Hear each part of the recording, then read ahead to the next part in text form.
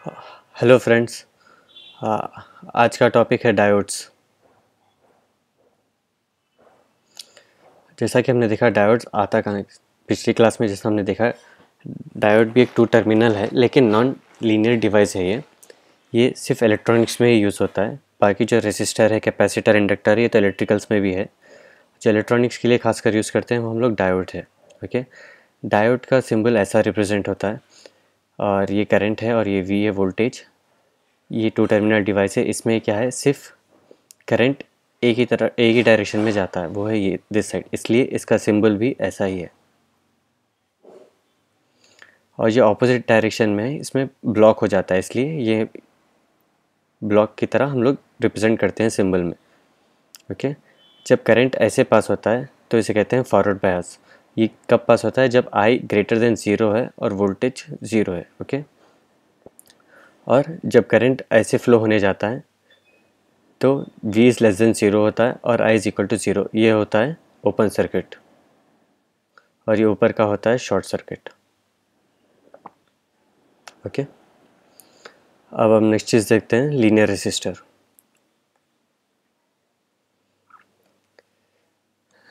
ये है linear resistor, जो एक नॉर्मल रेसिस्टर है वो हम लोग यूज़ कर रहे हैं। इसके जो कैरेक्टरिस्टिक्स है VI में, वो ऐसा होता है कि एक लीनियर लाइन होती है। ओके, तो according to the Ohm's law R is equal to V/I। Okay, 0.5 पे करंट है 5 मिलियन। अब हम लोग मालूम कर रहे हैं रेसिस्टेंस कितना है।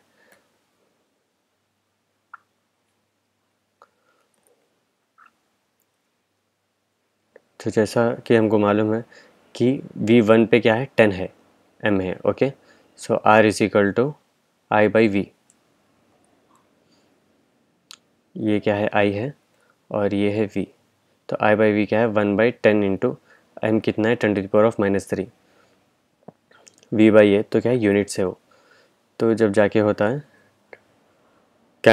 आफ्टर कैंसलेशन के बाद 100 ओम्स, तो रेसिस्टेंस हुआ हमारा 100 MA। फाइन। अब ये आ रहा है नॉन लीनियर। ये नॉन लीनियर रेसिस्टर में है, तो इसमें देखिए ये साइड ये लीनियर है और ये साइड ये लीनियर है, तो ये हुआ पीस वाइज लीनियर। ओके, जब ये लीनियर है तो ये होता है V is less than zero, वो एक होता है जिसमें क्या R इन्फिनिटी आता है। और जब V is greater than zero रहा, ओके, तब उसकी वैल्यू होती है 0.5 इंटू 10⁻³ की एक मालूम कर रहे हैं नॉर्मल। तो रेसिस्टेंस क्या है, 5000 ओम्स। वही वीज अगर लेस देन ज़ीरो रहा तो ये आता है, इसका रिप्रेजेंट करते हैं लीनियरली। इसमें होता है रेजिस्टेंस इन्फिनिटी, और ये रेजिस्टेंस यहाँ पर है 5000 ओम्स। तो ये पीस वाइज लीनियर। फाइन।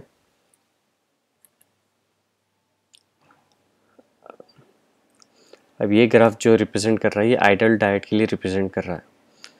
यहाँ पर रेसिस्टेंस जो है रिवर्स बायस में इन्फिनिटी है, और आर डैश जो है ये है आर डैश। आर डैश जो है ज़ीरो है, because delta V by delta है तो ज़ीरो है, और नीचे क्या है 1 है, तो हुआ रेसिस्टेंस आर डैश ज़ीरो। तो आइडल डायोड की कंडीशंस ये है, फॉरवर्ड बायस में ऐसा रहता है और रिवर्स बायस में ऐसा है। ये है ओपन सर्किट और ये है शॉर्ट सर्किट। ओके, ये आइडल डायोड के लिए। अब हम लोग आते हैं सेमीकंडक्टर पे। सेमीकंडक्टर डिवाइस जो है, जो इंसुलेटर और कंडक्टर के बीच में होता है, और इसका डिटेल में हम लोग फ्यूचर क्लासेस में देखेंगे। इसको ऐसा रिप्रेजेंट करता है PN जंक्शन। ओके, और ये जो रिप्रेजेंट होता है सिंबल में ऐसे होता है। तो करंट यहाँ से इसमें से ऐसा पास होता है करंट, और जब ऐसे पास होता है करंट तो करंट ब्लॉक हो जाता है। फाइन। तो देखिए, जैसा allowing current in one direction, जो ये है सिर्फ करंट एक ही डायरेक्शन में होता है, वही ऑपोजिट डायरेक्शन में ब्लॉक हो जाता है करंट।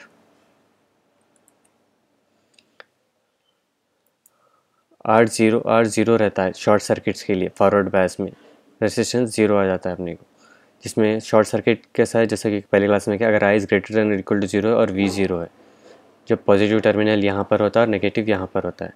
वही अगर टर्मिनल्स अपन इंटरचेंज कर लिए, पॉजिटिव यहाँ पर और नेगेटिव, तो ये हो जाता है ओपन सर्किट, बिकॉज यहाँ पर करंट ब्लॉक हो जाता है, ये सर्किट ओपन हो जाता है। ये कब होता है? I voltage is greater less than 0 और आई इज इक्वल टू 0, जिसे कहते हैं हम रिवर्स बायस, और इसमें आर रेजिस्टेंस होता है इन्फिनिटी। अब हम लोग यहाँ पर देख रहे हैं forward bias V I characteristics of a semiconductor. यहाँ पर आप देख रहे हैं कि बेंड है, ये एक बेंड के बाद उसके बाद लीनियर है यहाँ पर करंट।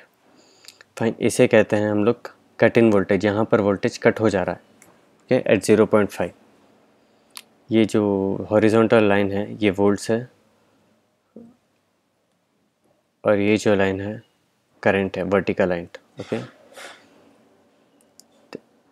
इसे मैथमेटिकल फॉर्म में रिप्रेजेंट करता है I is equal to I S bracket E power V by N V T minus 1। N क्या है? Depending upon the semiconductor it will change.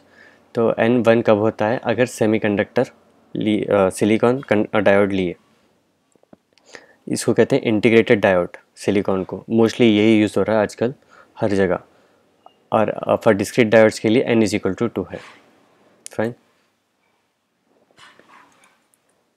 v voltage है और vt जो है थर्मल वोल्टेज है, जो नॉर्मली थर्मल वोल्टेज 26 MV रहता है रूम टेम्परेचर। आप vt अलग से मालूम कर सकते हैं, जिसका फॉर्मूला है kT/Q।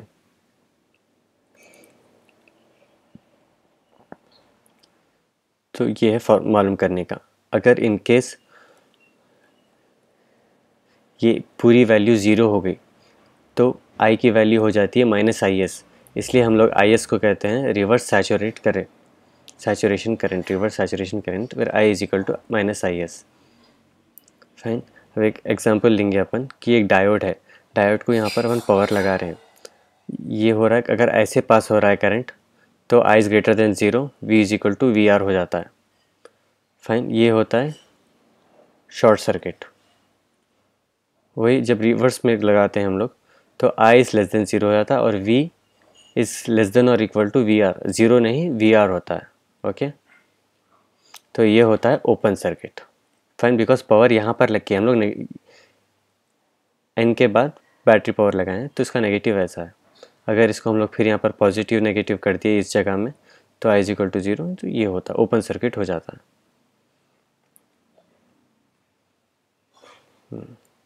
अब यहाँ पर हम लोग फॉरवर्ड बायस और रिवर्स बायस के कैरेक्टरिस्टिक्स सीखेंगे, VI कैरेक्टरिस्टिक्स। फॉरवर्ड बायस के ऊपर तो देख लिया हम लोग, अब यहाँ पर जो है वो रिवर्स बायस का है। जैसा कि ये करंट यहाँ पर इन्फिनिटी होते रहता है, यहाँ पर करंट 0 रहता है, लेकिन एक लिमिट के बाद करंट ब्रेक डाउन हो जाके फिर करंट इंक्रीज़ हो जाता है, ओके। तो इसीलिए इसे हम कहते हैं break down region, because current फिर से फ्लो होना स्टार्ट हो जाता है एक टाइम लिमिट के बाद, ओके। और इस शेप को कहते हैं करंट हम आई नी, बिकॉज ये घुटने के शेप जो नी है वो शेप का है, इसलिए कहते हैं इसे आई नी, ओके। ये है रिवर्स बायस रीजन में, ओके। और ये होता है मोस्टली किस में? जीनर डायोड्स में ये फंक्शंस रिप्रेजेंट होता है। और जो खासकर फॉरवर्ड बायस के ये जो रीजन्स हैं ये होता है रेक्टिफायर डायोड्स में।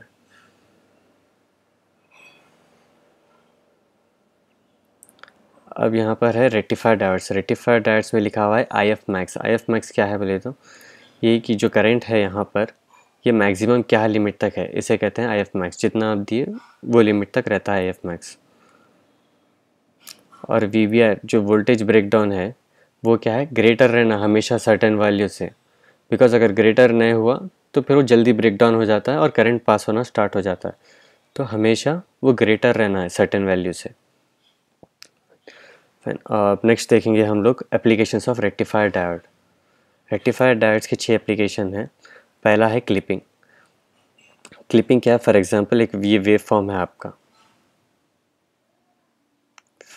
तो ये वेव फॉर्म को आप क्या कर रहे हैं, सिर्फ ये ऊपर वालों को इरेज करके सिर्फ ये वाला रख रहे हैं।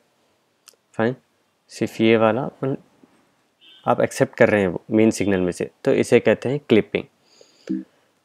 वेव शेपिंग क्या होता है कि अगर एक ट्रायंगुलर वेव है, इसको हम लोग क्या कर रहे हैं, ट्रेपेजॉइड में डाल रहे हैं, ओके। शेप चेंज कर दे रहे हैं इसे, एक एग्जांपल के तौर से ले रहे हैं इसको। अब सिग्नल की वेवफॉर्म्स चेंज कर सकते हैं, तो वो ये होता है रेक्टिफायर डायोड से। तीसरा है क्लैंपिंग। क्लैंपिंग वो चीज़ है कि एक सर्टेन लिमिट के बाद आप फिर से वही सिग्नल स्टार्ट कर रहे हैं, जैसा यही सिग्नल है, एक लिमिट के बाद इसे फिर से स्टार्ट कर रहे हैं, तो ये हो जाता है क्लैंपिंग।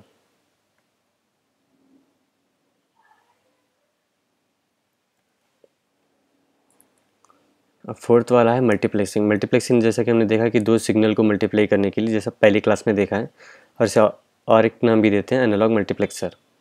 फिफ्थ वाला है डिजिटल गेट्स, जैसा कि लॉजिक गेट्स है, एंड और ये गेट्स पूरे आते हैं रेक्टिफायर डायोड्स में आते हैं। सिक्स्थ वाला है वोल्टेज रेगुलेटर्स। इसके बारे में हम लोग फ्यूचर क्लासेस में और डिटेल में पढ़ेंगे। तो इस क्लास में हम लोग ने देखा कि डायोड क्या है, लीनियर कैरेक्टरिस्टिक्स क्या है, रेजिस्टेंस क्यों कैसा मालूम करते हैं, नॉन लीनियर रेजिस्टर क्या है, सेमीकंडक्टर डायोड के वीआई कैरेक्टरिस्टिक्स देखें, और जेनर डायोड के वीआई कैरेक्टरिस्टिक्स देखें, वो रेक्टिफायर डायोड्स के एप्लीकेशंस देखें। सो ये क्लास यहाँ पर ही ख़त्म होती है। नेक्स्ट क्लास में हम लोग और फ्यूचर डिटेल्स देखेंगे इसके बारे में। आप लाइक करिए, वीडियो लाइक करिए, शेयर करिए, सब्सक्राइब करिए और वीडियोस के लिए, और धन्यवाद आपका बहुत बहुत।